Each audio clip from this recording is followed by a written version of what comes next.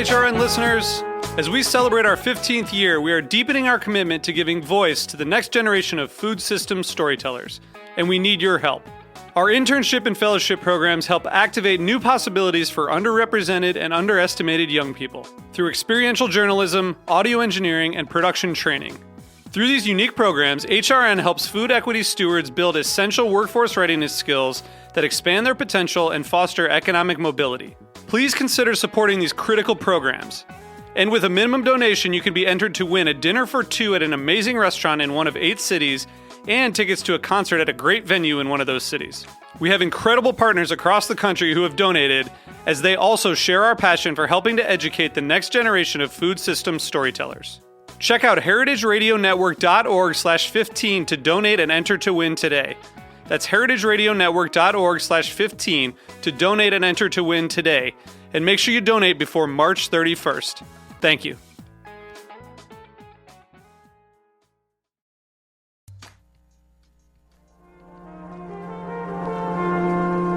Broadcasting live from Roberta's in Bushwick, Brooklyn, you're listening to heritageradionetwork.com.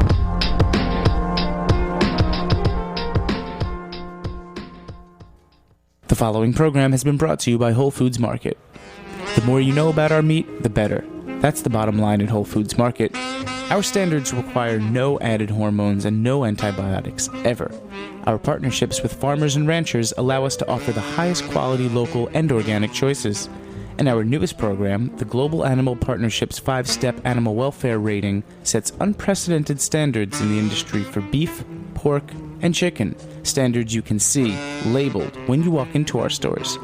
Visit WholeFoodsMarket.com for more information on the 5-step rating, because hey, the more you know, the better.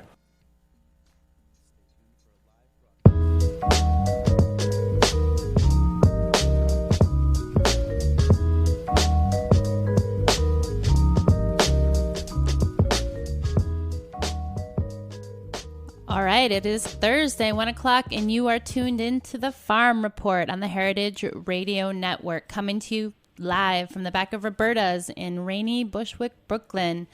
I'm your host, Erin Fairbanks, and we are on the line today with Patrick McLenithan of Cambridge Valley Livestock. Patrick, welcome to the show. Oh, thank you, Erin. It's great to have you on. So I'm super excited to tuck in. Why don't you start us out by telling us what exactly Cambridge Valley Livestock is? Well, what we are is we're a livestock market up here in the Washington County, upstate New York, which we're about 50 miles above Albany. What we are basically is that we're a wholesale auction house for most of the farmers and that bring their animals into us, or we have trucks pick them up. We are now in 4 states to bring all our cattle in, and we sell them to major buyers. That usually the animals are loaded up and head downstate to Pennsylvania. And what is your role there at the auction house? What was that? What is your role there? Oh, my father is the owner, and I am the auctioneer. My father and I are the auctioneers.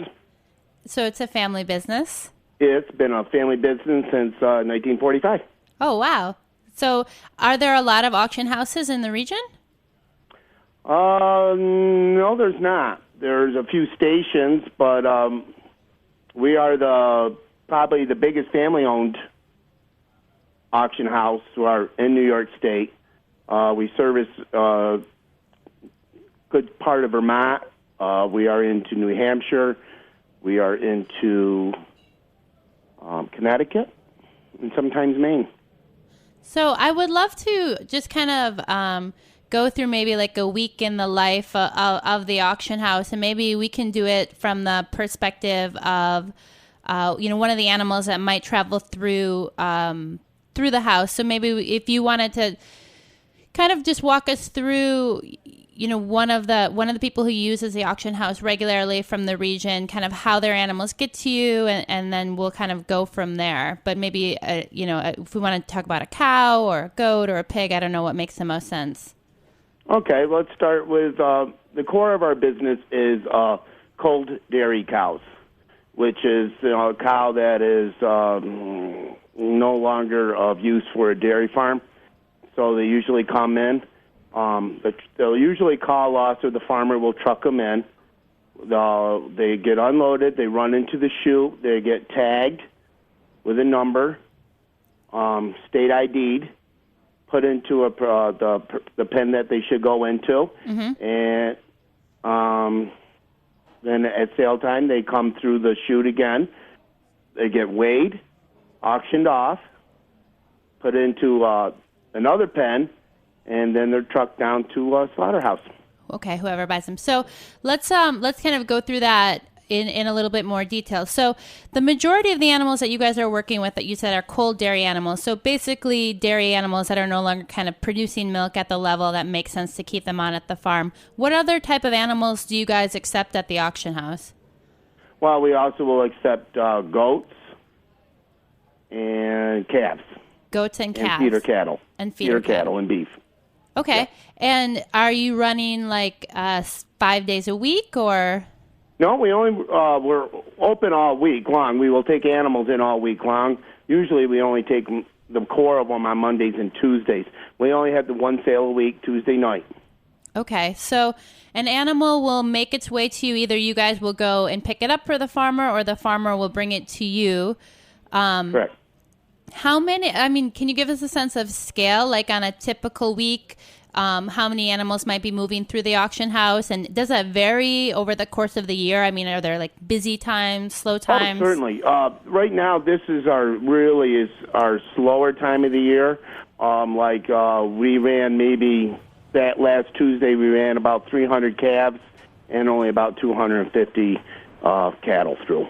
So that's 500 animals for a week. So what's that? So that's like 500 animals for the week that week. Yeah, and that's a small amount. Okay, and then a busy week would be. Oh, in the summer and fall, we can hit.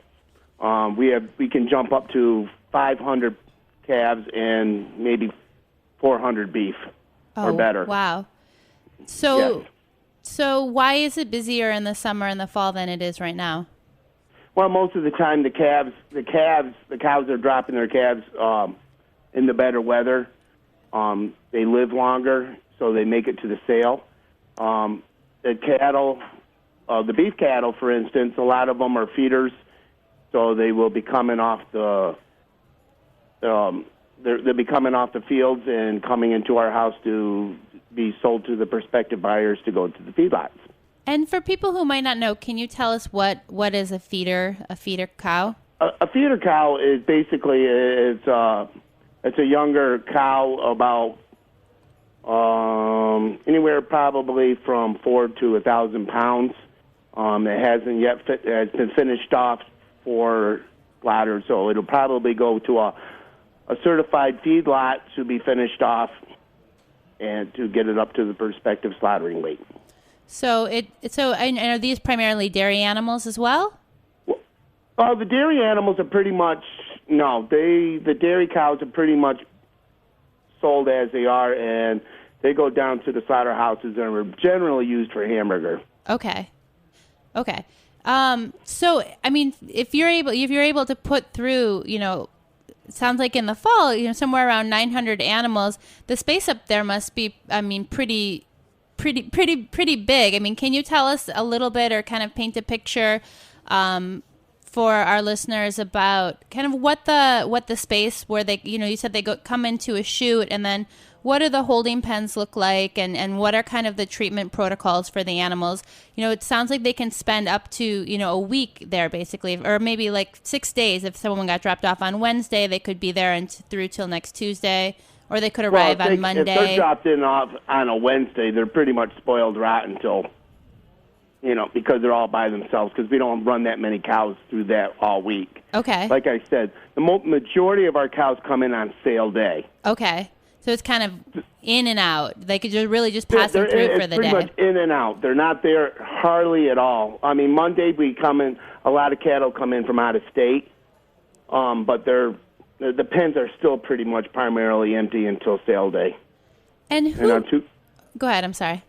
And on Tuesday, the pens start filling up, and we separate the cattle according to if they're a weaker one, they go into a pen that has more space, and other cows that are weak. And then the stronger animals, we put them together, and then we separate the bulls, or if they have big horns, they're separated. You know, we're all into trying to keep the animal as safe as possible before sale time.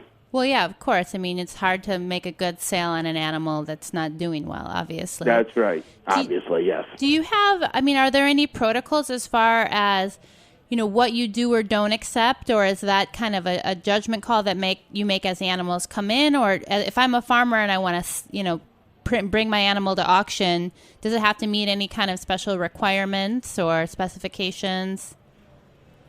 Well, according what's going on right now in New York State, if they can walk, they can be sold. Okay.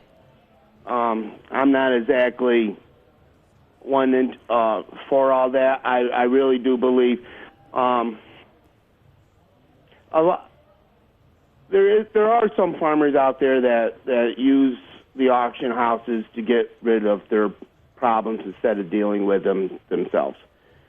And dealing with it themselves would mean basically, like, you know, and I think it's like one of the reasons I was really excited to have you on the show today is that, you know, I think that livestock auctions really they have a bad rap, but you guys are they're really filling a need in this food system that nobody else has risen to meet, and I definitely understand that, like, this is not a black and white discussion, and one of the reasons that we wanted to bring you on is to kind of demystify some of the rumors and some of the things that are going, you know, the language or the talk around that, and really talk about kind of what are some of the realities of things that you guys are both facing at your auction, but then also that farmers are facing on their farm, because, you know, animals, like people, they're a population, and anytime you have a population, you know, you're going to have, you know, animals that get sick or animals that need to be put down. And you know, there's definitely a spectrum there. So, you know, I just want to kind of acknowledge that as we're going into the conversation, and so that everyone feels kind of, you know, comfortable. And obviously I don't want you to speak to anything that you, you know, don't feel like you have the kind of expertise or experience to comment on. Okay. Like I was saying, you know, a lot of the animals are cold dairy animals.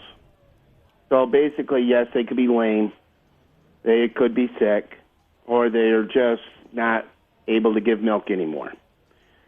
So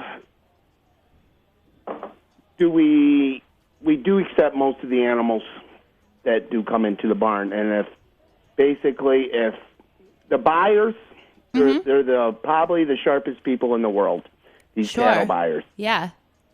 So if that animal comes into the ring and they can see anything what's wrong with that cow, and pretty much, you know, so can't the auctioneer, they can pick that out within 2 seconds, and they'll look at you and say, don't want that animal. Right. That animal goes into a pen all by itself.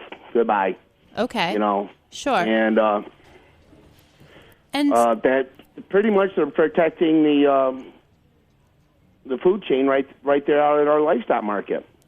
And you know, so as you said earlier, basically, like, New York state law says as long as it can walk, you know, they're eligible for auction. So far, the way it is, if the animal can walk, it can be pretty much sold. But and on the other aspect of it, if an animal gets to the slaughterhouse and cannot walk, it cannot be slaughtered. Right. And then, so it's the same way for the slaughterhouses as it is for us. Okay. So are there also any, I mean, as far as, you know, obviously I'm assuming that you guys are under some type of inspection or regulation. Oh, yeah. So yes, can you tell us a little bit about who kind of, like, makes sure that you guys are following the rules, and what some of those might be, and what that looks like? We're under a lot of regulations. We have packers and stockyards. We have New York State health inspections and USDA, which is also kind of like under Homeland Security. Okay. So these guys come in quite often, go through the books, do the inspections of the animals, do the inspections on the humane handling of the animals, and ensure that everything is clean and up to par. And it's not like a slaughterhouse. Well, I mean, I know that if you're like a USDA inspect the slaughterhouse, that you have to have a USDA inspector in-house at all times. Right. Do you have to have someone at the auction house at all times, or they just kind of show up when they show up? No, we don't have to have one there all the time. We are not like Pennsylvania yet, where there is a USDA vet on the loading docks, inspecting the animals as they come off. Frankly, I would like to see that eventually in New York State. I would like to have a vet. Of course, I would hate to pay for that vet, but I would like to see a vet on the docks to certify an animal right there and then before they come off the truck. Yeah, well, I think that great deal. Sure, and it'd be nice to kind of have that expertise to lean on as a business owner. That yes. You have your years of experience, but you're not a trained. I'm assuming anyway. Maybe you are not a trained veterinarian. No, I'm not a trained veterinarian. But I've seen enough animals to know that what is a sick animal and what's not. Yeah, and what? It would. Go ahead. It would just solve a lot more problems between the auction house and the farmers. If they'd be calling us up, why didn't my animal sell? Well, we could say, well, because the vet didn't pass it. Right.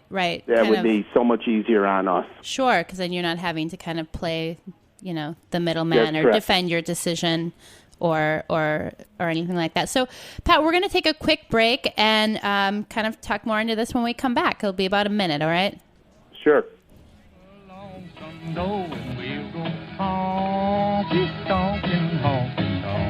Honky-tonkin', honey, baby.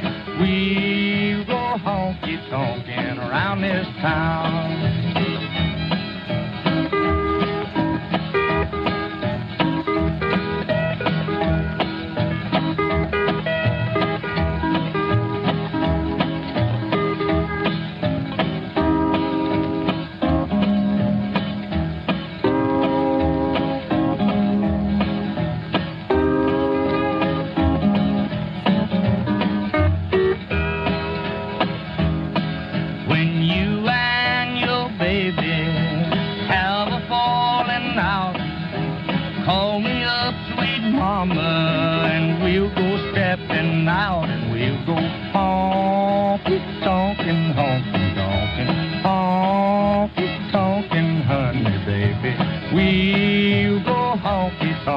Around this town.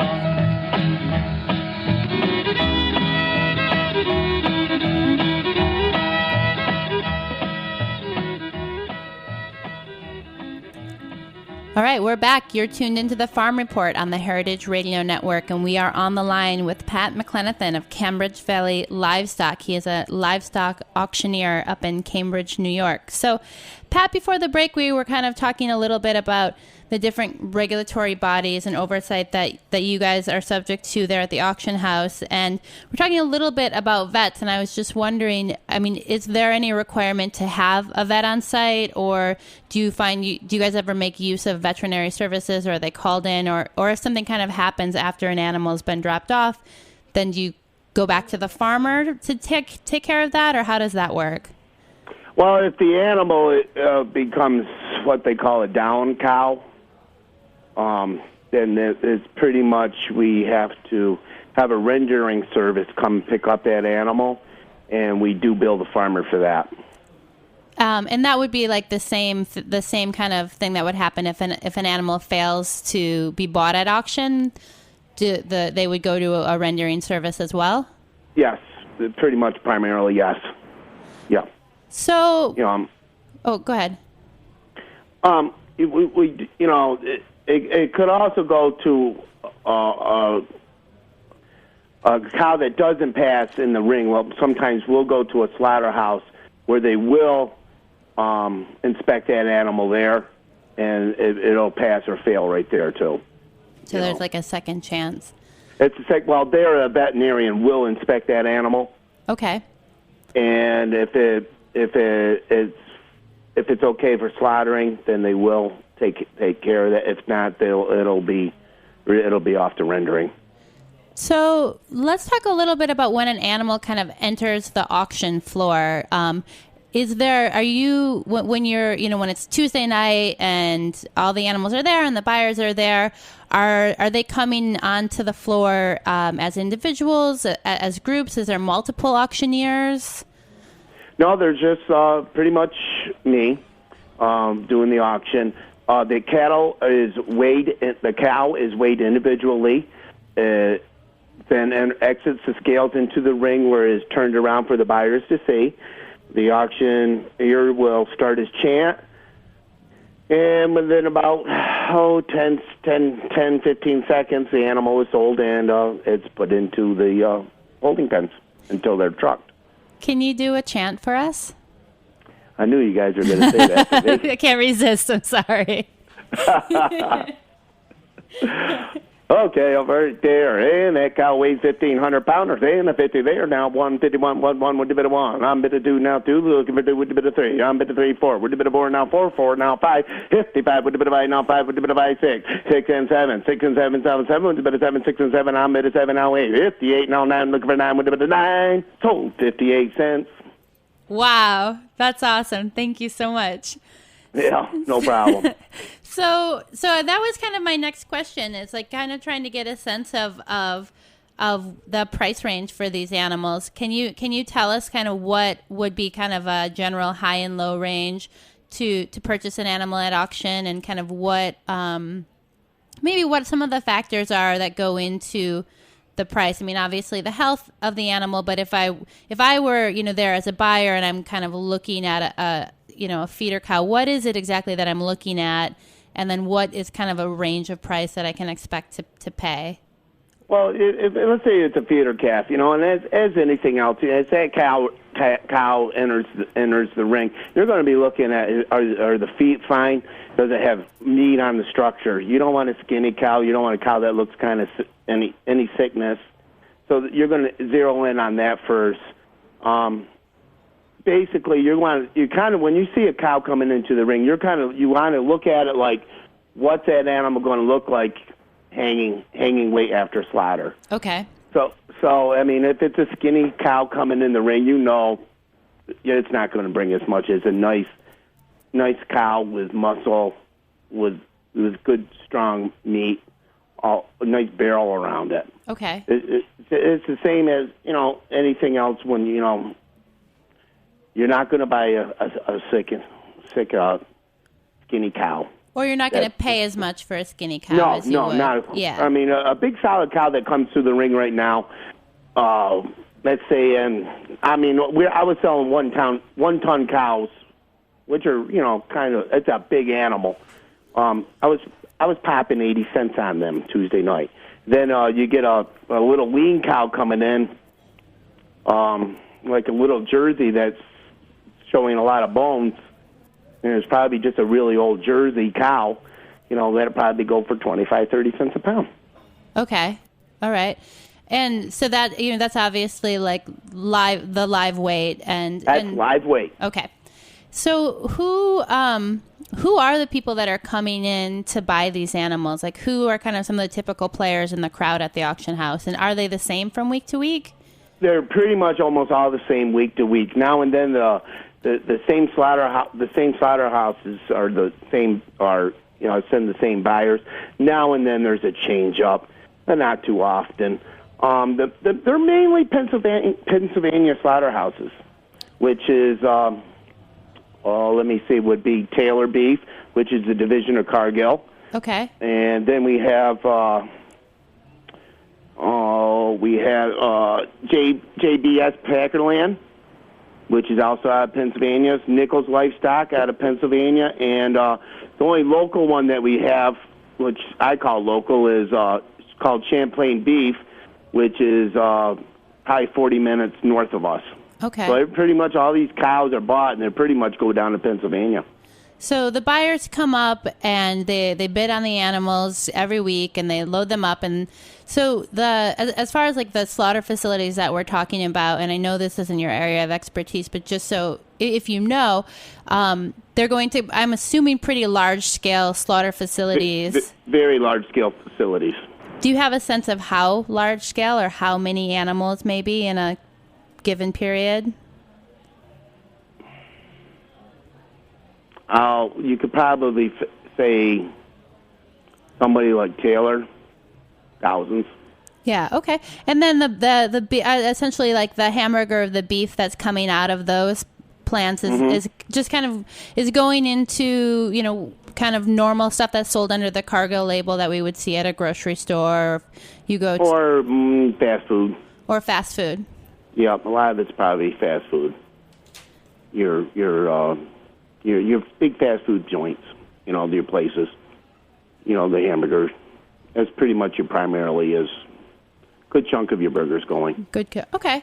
And how does the auction house make money? Do you guys take a percentage of the sale? Or? Yeah, we take a commission on our livestock. So if you bring in your, I think it's a basic 6% mainly right now on our livestock on a cow. And so whatever that cow brings per pound is we get a percentage of that. And the remainder will go to the farmer. And you guys, so then do you guys act, I mean, as far as like, taking care of you said as the animals come in, they're all tagged. You know, obviously record keeping is huge, especially, you know, I think all the things going on around beef lately. So that you know, obvious, and also so that everyone kind of gets paid. It's like you know which animal came from which farm on which day, and you guys handle all of that kind of paperwork and all those transaction costs. Yep, it's all computerized. It's all computerized, so all the tagging is done, and the name is written down. It goes into our computer, and believe me, the USDA just loves those computer systems now because they come in and just flip their little buttons and go through it, and now they can pick out any little problem. Very quickly. Yeah, I'll bet. They'd love to be able to track cattle now. Exactly, and find it fast. And as far as, you know, prices, I mean, do prices for cattle kind of follow a trend kind of nationally, or is it more regionally set? Or are you going to be getting, you know, if I'm a buyer and I'm coming up to New York from Pennsylvania, am I going to be seeing drastically different, you know, why am I coming to you versus, you know, someone in Pennsylvania or you know, Connecticut or Virginia? Generally, it's almost the same on the East Coast. We kind of base our prices on pretty much on our sales going to go on the big sale in New Holland, Pennsylvania.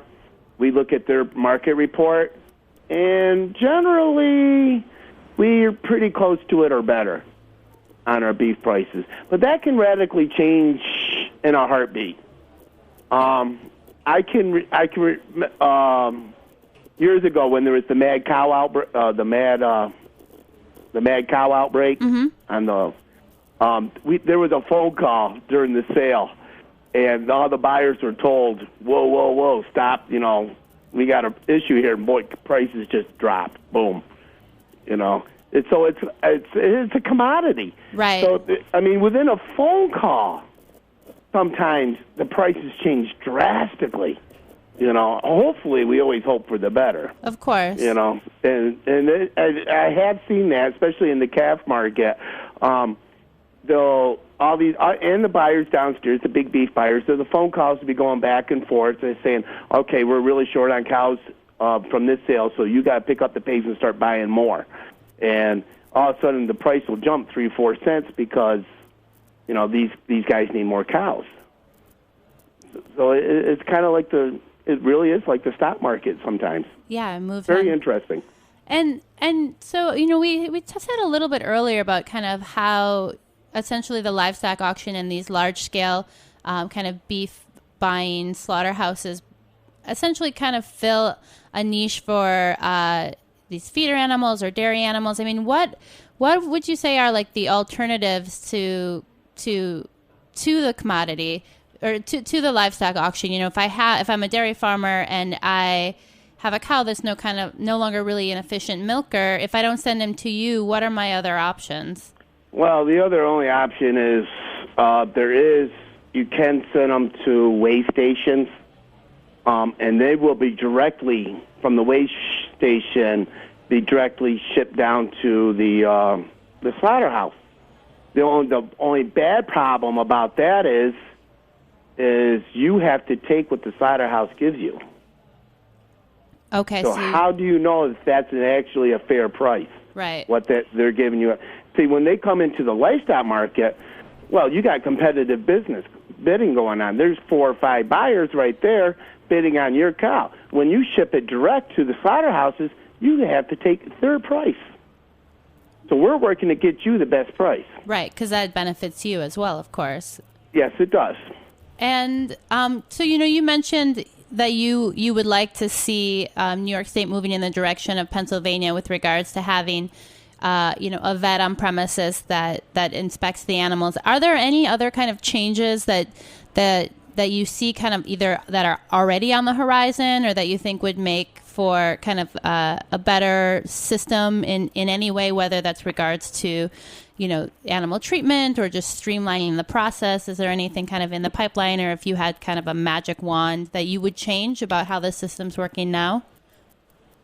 Well, we have a really good state vet up here now, Dr. Ellis, and he's always strives very hard on sanitation, and he strives very hard on handling our animals as humane as possible. He's always working with us on that. There always can be improvement, but I really feel there could be always bigger strides on the farm before the animal is shipped up to us. You can definitely tell by whose farm. I mean, at least I can. By looking at the cow, I can almost say whose cow that was from what farm. There's a range, sure. There is some really, really good farmers out there, and of course, there is some people out there that shouldn't be farmers at all. And you can pick them out. And essentially, it's what it sounds like is, you guys are really just a spot that the animal's going to pass through for a day, maybe a 2-day period of their life. So they're not really hanging out with you. No. And then there's been the pictures, of people, like there was a video of New Holland, and there's, even I was on the web, World Wide Web, about somebody was in our auction ring taking a picture. And it's not exactly fair. I mean, we have to deal with these animals that the farmer has dropped off to us. And it's like, we are trying to deal with it the best we can. But and the other aspect, the animal should never have been in our auction house to begin with. Sure. And I think like that type of kind of change really, to me anyway, comes as a result of different regulatory policies that kind of give services like yours access to kind of tools or support. And I think that stuff is really consumer, driven. As beef consumers, we do have, I think, a lot of responsibility and also a lot of say in kind of how that system works on the ground. And I think really the first part is getting a chance to speak with someone like you who can give us a sense of what does it actually look like on the ground and what are some of these issues and where is there kind of points in the system that can be improved or tweaked and what role, what roles are kind of being played. So Pat, I want to thank you so much for sharing some of your afternoon with us. And it was really great to have you on the show. I hope to have you back to kind of talk more on this issue, which I think is really important and something that definitely doesn't get discussed enough. So thanks a lot for coming on the Farm Report. Definitely tune in next week as we have Claire of Catskills Provision. We're going to be talking all about the Catskills and all about honey. So get your buzz on with the Farm Report. Thanks, Aaron.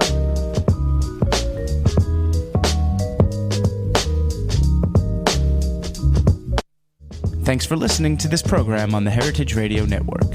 You can find all of our archived programs on heritageradionetwork.com, as well as a schedule of upcoming live shows. You can also podcast all of our programs on iTunes by searching Heritage Radio Network in the iTunes Store. You can find us on Facebook and follow us on Twitter for up-to-date news and information. Thanks for listening.